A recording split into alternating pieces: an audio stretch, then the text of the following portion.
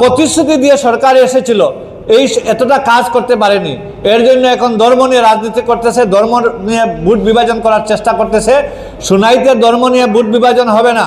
আমাদের ক্যান্ডিডেট যেও থাকুন না কেন 1 লাখ ভোটের ব্যবধানে জিতবেন, 1 লাখ ভোটের ব্যবধানে জিতবেন। সোনাই ব্লক কংগ্রেস কমিটি ও মন্ডল কমিটির নতুন পদাধিকারীদের নিয়োগপত্র বিতরণ করে দলীয় কর্মীদেরকে মাঠে ঝাঁপিয়ে পড়ার আহ্বান জানান অসম প্রদেশ কংগ্রেস কমিটির সাধারণ সম্পাদক তথা দলীয় টিকিট প্রত্যাশী আমিনুল হক লস্কর। তিনি বলেন, বিধানসভা নির্বাচন বড় জোর 1.5 মাস বাকি হবে, তাই হাতে সময় নেই। নতুন পদাধিকারীদের কংগ্রেস প্রার্থীকে জয়ী করার লক্ষ্যে তৃণমূল পর্যায়ে দলকে শক্তিশালী করার আহ্বান জানান। আমিনুল হক বলেন, সোনাই কংগ্রেসের শক্ত ঘাঁটি, সেই হিসেবে এই প্রথা যাতে বজায় থাকে তার জন্য সবাই ঐক্যবদ্ধভাবে কাজ করতে হবে। তিনি আশা প্রকাশ করেন, সোনাইয়ে যে কেউ কংগ্রেসের টিকিট পান না কেন বিপুল সংখ্যক ভোটের ব্যবধানে জয়ী হবেন। বর্তমান বিধায়ক করিমউদ্দিন বড়ভূঁইয়ার কড়া সমালোচনা করে আমিনুল হক বলেন, বিগত 5 বছরে উন্নয়নে ব্যর্থ বিধায়ক করিমউদ্দিন বড়ভূঁইয়া এখন নির্বাচন আসতে লাল মাটির রাজনীতি শুরু করেছেন। সোনাই ব্লক কংগ্রেস সভাপতি নাসিম আহমেদ লস্করের পৌরোহিত্যে আয়োজিত সভায় আমিনুল হক লস্কর সহ অন্যান্যরা নিয়োগপত্র পদাধিকারীদের হাতে তুলে দেন। দলে যেও টিকিট পায় না, একজনে পাবে, কিন্তু দলের টিকিট পাওয়ার যদি অপেক্ষা করে যদি আমরা আজকে ফিল্ডে না নামি, আমরা তাহলে সময় আমরা কম পাবো।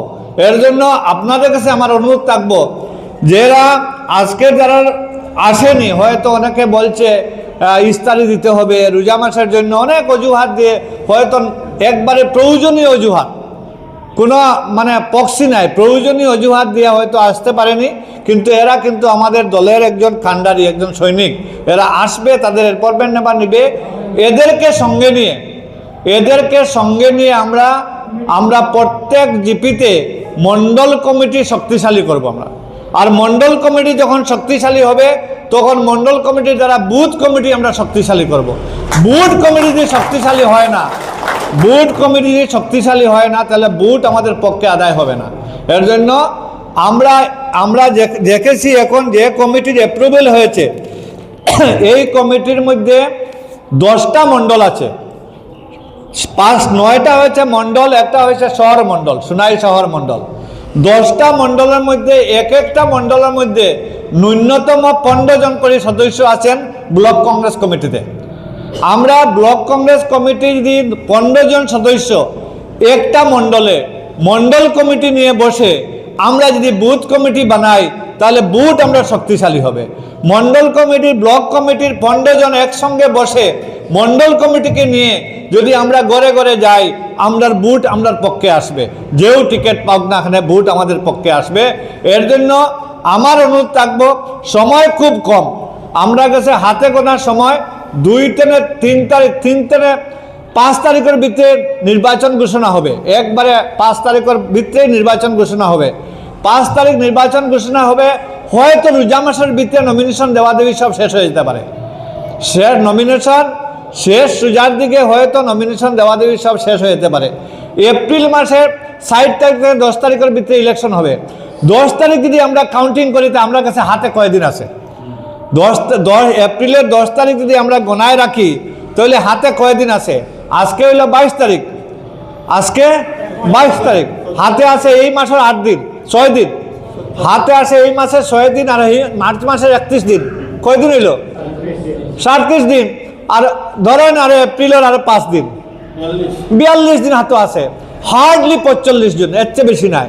এই 45 দিনের ভিতরে আমরা কিন্তু প্রত্যেক মানুষের কাছে কংগ্রেসের আবদার নিয়ে যেতে হবে, কারণ অনেক কিছু বলার আছে আমাদের।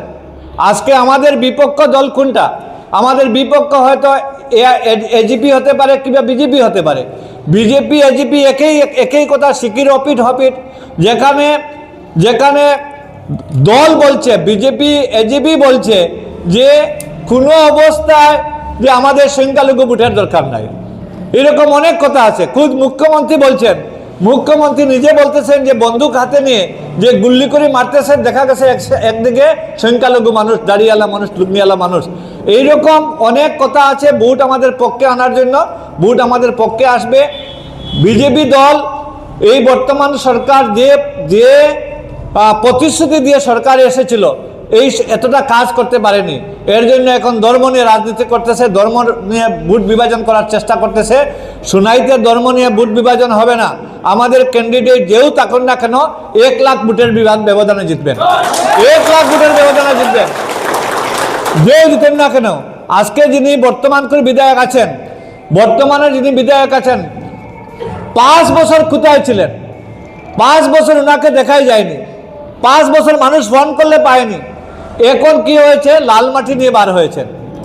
লালমাটি ওনার কাজ না, লালমাটি গ্রুপ মেম্বারের কাজ। আজকে এমএলএরা স্কুল কলেজ রাস্তাঘাট করেছেন, অতীতের এমএলএরা। আজকে পিচ রাস্তা, ব্লকের রাস্তা, স্কুল কলেজ অনেক করেছেন। উনি একটাই কাজ করতে পারেননি, উনি এখন লালমাটি নিয়ে বার হয়েছেন। লালমাটি 25 বছর আগে ছিল, লালমাটি 25 বছরের আগের লালমাটি। এখন মানুষ এই লালমাটি মানুষ চায় না, এই লালমাটি মানুষ চায় না। মানুষ চায় পিচ রাস্তা, ব্লকের রাস্তা, ডেভেলপমেন্ট চায়। এর জন্য এই মানুষকে সোনাইয়ের মানুষ প্রত্যাখ্যান করবে। কিন্তু আমরা মানুষকে যদি ভোটারদেরকে ভোট ভিক্ষা না করি, ভোটারের পাশে যদি আমরা না যাই, তাহলে আমাদেরকে কেন মানুষ ভোট দিবে? এর জন্য আপনারা প্রত্যেকজন কর্মী, প্রত্যেকজন দলের সৈনিক কেউ ভাববেন না যে আমি কেন ভাইস প্রেসিডেন্ট হলাম না, আমি কেন জেনারেল সেক্রেটারি হলাম না, আমাকে কেন মানে সদস্য করা হলো। আপনি সদস্য মানে আপনি সবচেয়ে উপযুক্ত, আপনি সদস্য, আপনি সবচেয়ে উপযুক্ত। কারণ সদস্যর প্রমোশন হয়, সদস্য একদিন জেনারেল সেক্রেটারি হবে, ভাইস প্রেসিডেন্ট হবে।